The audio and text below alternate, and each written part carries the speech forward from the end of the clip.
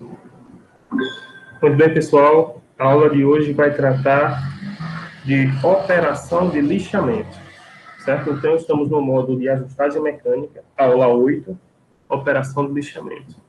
Então, a aula de hoje tem como objetivo geral apresentar o princípio de funcionamento e manuseio dos tipos de lixas e lixadeiras manuais, certo? Lembrando que aqui nós estamos voltados a um curso de ajustagem mecânica, então a gente vem trazendo conteúdos e informações referentes ao uso, à prática da oficina mecânica, certo? Dentre algumas operações de lixamento, nós temos as lixas, lixadeiras, esmerilhadora e esmerilhadeiras, certo? Vamos lá. Então, a bibliografia principal que eu estou usando nesse momento é da apostila do curso técnico mecânica, lá do governo do estado de Ceará, e a profissionalizante da Companhia Siderúrgica de Tubarão, né, de instrumentação. Então, eu estou em um nível técnico profissionalizante, tá? Os alunos do curso superior que quiserem assistir, fiquem à vontade. Mas essa aula está mais destinada ao pessoal dos técnicos e dos profissionalizantes em mecânica, certo? Onde eles irão atuar mais fortemente em práticas de oficina que a turma do curso superior, como engenheiros e tecnólogos.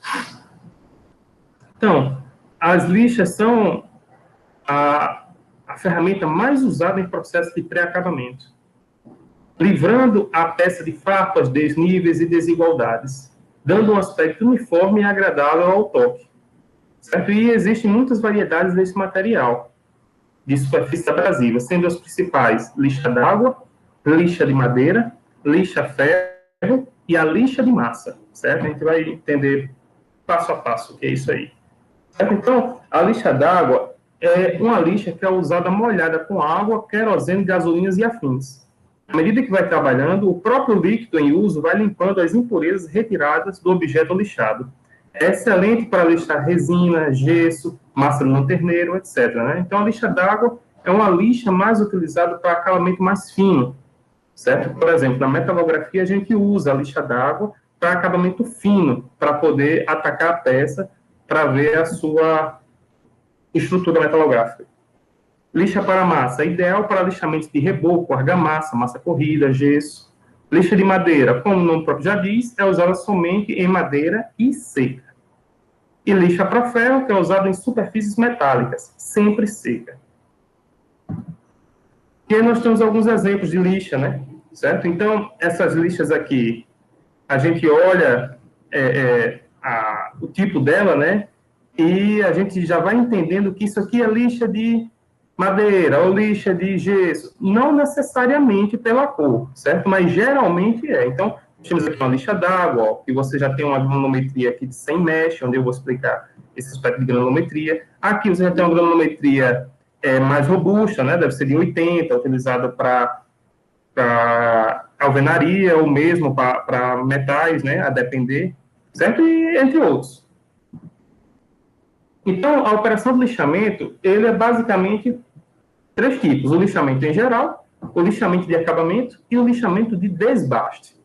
O lixamento em geral é uma operação destinada a retirar uma certa quantidade de material de uma peça, a fim de obter uma forma ou uma condição de superfície determinada. Já o lixamento de acabamento é um processo que consiste em lixar levemente uma superfície já envernizada e ou pintada, a fim de retirar seu brilho para permitir a perfeita aderência da próxima demão.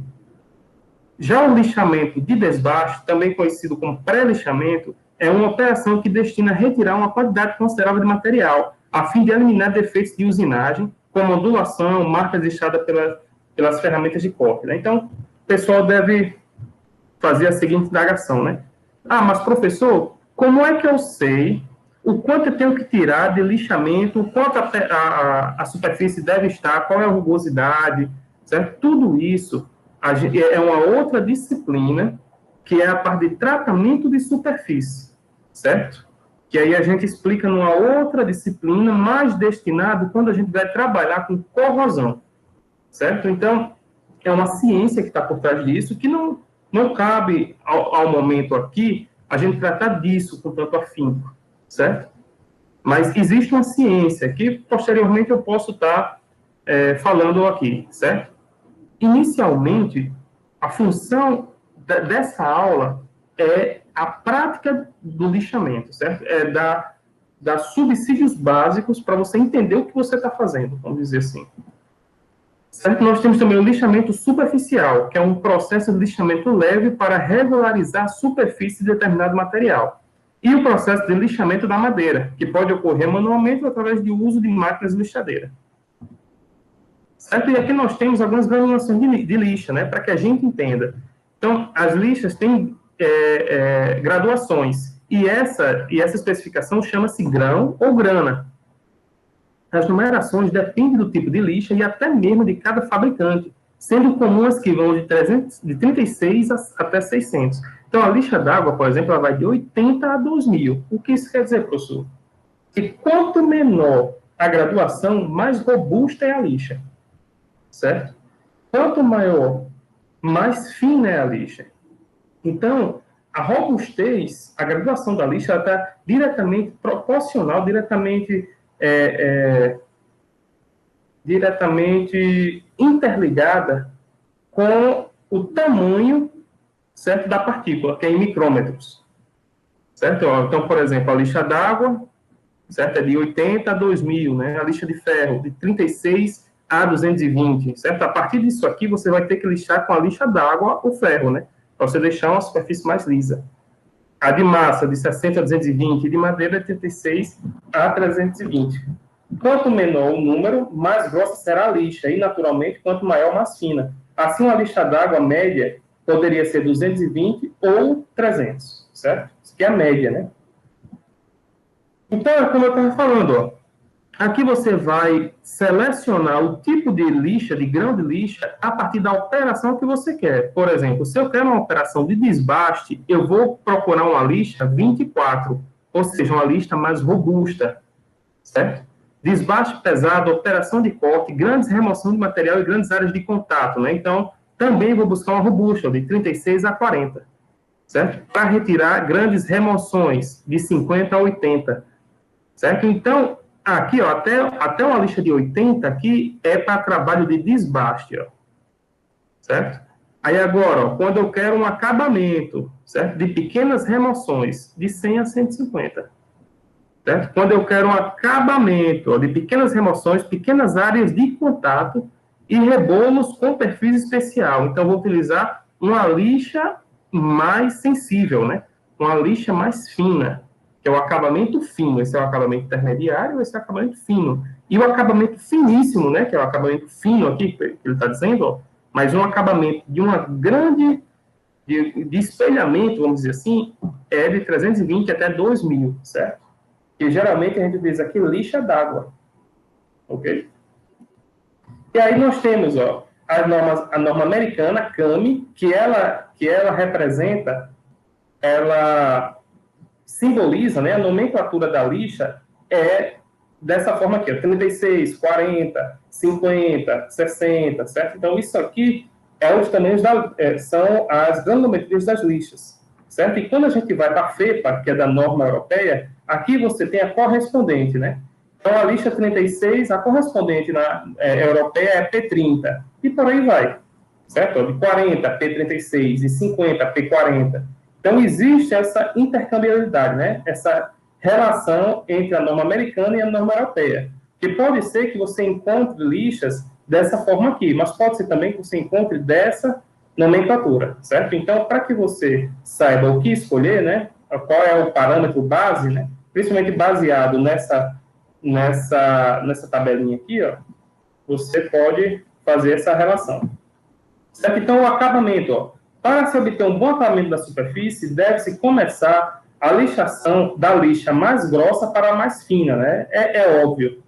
Por exemplo, ao começar o processo com a lixa 220, tendo por objetivo um acabamento extremamente liso, podemos continuar com a lixa 320, depois uma 400 e finalizar com a 600, né? Para dar um fator de espelhamento. Certo? E aí nós temos os tipos de grãos, certo? Por exemplo, óxido de alumínio marrom. Este grão é formado por cristais de grande tamanho, se caracteriza por suas arestas duras, cortantes e resistentes em materiais de alta resistência à pressão, certo? Por exemplo, no uso de ferros e chaparias. Já o zircônio é um abrasivo de alto poder de corte, indicado para operações pesadas em todos os tipos de metais ferrosos, porém com maior rendimento devido à sua resistência. Muito utilizado devido a seu custo-benefício. Em algumas operações também se comporta bem em metais não ferrosos. Então, a partícula de zircônio, ela também é utilizada em materiais ferrosos, certo? E também não ferrosos. O carbeto de silício, o carboeto de silício, é um material sintético de cor negra brilhante com elevada dureza. Durante sua aplicação, os grãos se quebram em afiadas arestas, proporcionando uma rápida e agressiva remoção de material, indicado especialmente para mármore e granitos, vidros, plásticos, fibras e metais não ferrosos, por exemplo. Já o grão cerâmico, grão com efeito autoafiante. Durante o lixamento, os cristais quebram-se em monocristais, fazendo surgir novas arestas de corte, indicado para aços de alta liga, titânio e níquel. Certo? Então, para cada tipo de material que você vai pensar em lixar, existe um determinado tipo de grão e tamanho do grão, para o acabamento que você quer e o tipo de material, e a dureza do material que você quer lixar. Certo? E aí nós temos alguns exemplos de lixadeira, né? Ó, por exemplo, aqui nós temos uma máquina lixadeira, certo? De lixo, isso aqui também bastante comum aí para quem gosta de assistir a History, Desafio sobre Fogo, o pessoal usa muito isso aqui, certo? E aqui nós temos outro tipo de lixamento, né? Um lixamento, como é que eu posso dizer, mais fino, né? Certo? Então, vamos ver isso aqui. Então, aqui são alguns tipos de lixadeiras, certo? Nós temos também esse tipo aqui, que não chega a ser uma lixadeira em si, mas ela é uma plana, ou seja, ela vai trabalhar na superfície para aplanar, certo? Essa superfície não chega a ser uma lixadeira, mas eu coloquei aqui de modo que vocês tenham conhecimento desse tipo de material, certo? Isso aqui é a desengrossadeira, né? Isso aqui é utilizado mais para madeira, certo? Quer dizer, ela é só utilizado para madeira, né? Vamos dizer assim. Talvez em alguns outros polímeros ela pode ser utilizada também. Isso aqui tem quase a mesma função de uma plana, certo?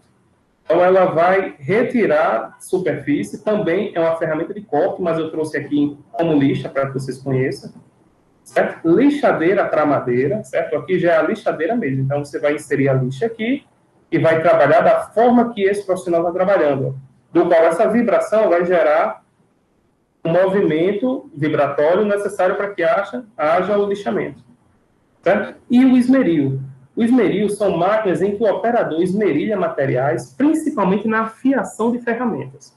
É constituída geralmente de motor elétrico, em cujo eixo se fixam em seus extremos dois rebolos. Um constituído de grão médio, que serve para desbastar os materiais, e o outro de grão fino, para acabamento dos gumes de ferramenta. Então, ó, você pode ter um esmeril dessa forma aqui, certo? Mais portátil, né, de bancada, ou você já pode ter um esmeril de pedestal, certo? Geralmente, como é instalado esse esmeril? Geralmente você coloca dois rebolos, um de desbaste e o outro de acabamento.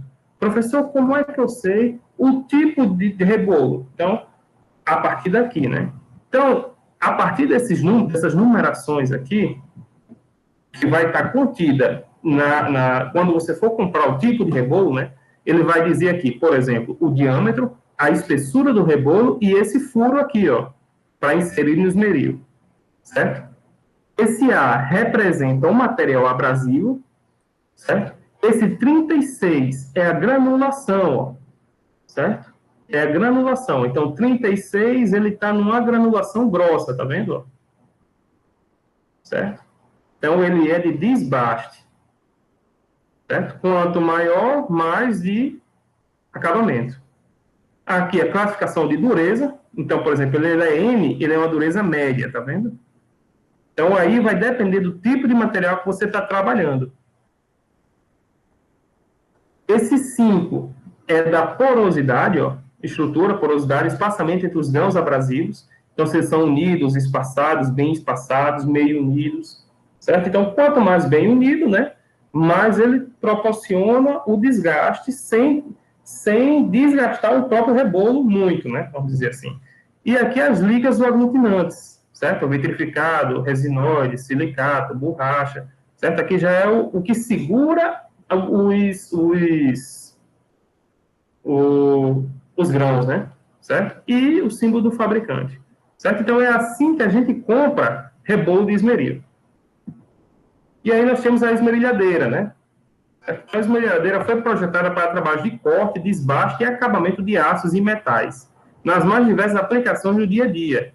Utilize o disco abrasivo adequado para cada tipo de operação. Então, é importante que a gente conheça, além da esmerilhadeira, e saiba usar, e saiba todos os quesitos de segurança que nela deve ser aplicado, porque é uma ferramenta que tem a sua periculosidade, certo? Durante o uso. É importante que a gente saiba como selecionar o disco correto, certo? Aqui nós temos um tipo de esmerilhadeira, né, que é angular, certo? Então, estou trazendo aqui para vocês dar uma olhada, certo? Também a esmerilhadeira ela pode trabalhar não só com o disco de corte, mas também com a escova de aço ou um disco de fibra, certo? Que é para serviço de acabamento fino, né? Assim, lixamento e acabamento. Certo? E aqui está a seleção de disco, né? Então, conforme vocês veem aí nos números, vocês podem ter acesso a saberem, né, como comprar o disco para determinadas condições de uso, né? Por exemplo, você tem a norma de segurança, o código do produto, certo? Está no 2 aqui, ó, o código do produto. Granulação do disco, no 3, ó. Então, aqui ele mostra a granulação, certo? As medidas, certo? O tamanho, a espessura e o tamanho do furo, certo? A rotação máxima permitida, certo? 60 metros por segundo, certo? A etiqueta do disco, aqui, certo? Então, para determinado tipo de material, ele vai ter uma cor diferente, certo? Por exemplo, para aço, ele vai ter uma etiqueta vermelha, né? Para metal, para acero, certo? Questão de segurança e validade do abrasivo, certo? E aqui está o trabalho com esmerilhadeira, né? Então, você vê aqui você tem uma esmerilhadeira portátil, né? E aqui você tem uma esmerilhadeira ou um policorte, né? Então, aí vocês verem a necessidade do uso de treinamentos de segurança e de condições de atos seguros, certo? Para que vocês possam estar efetuando esse tipo de trabalho, certo? É um trabalho que tem o seu perigo, ok? Na próxima aula, a gente vê o processo de furação. Mas antes do processo de furação, a gente vai ver a seleção de lixas, né?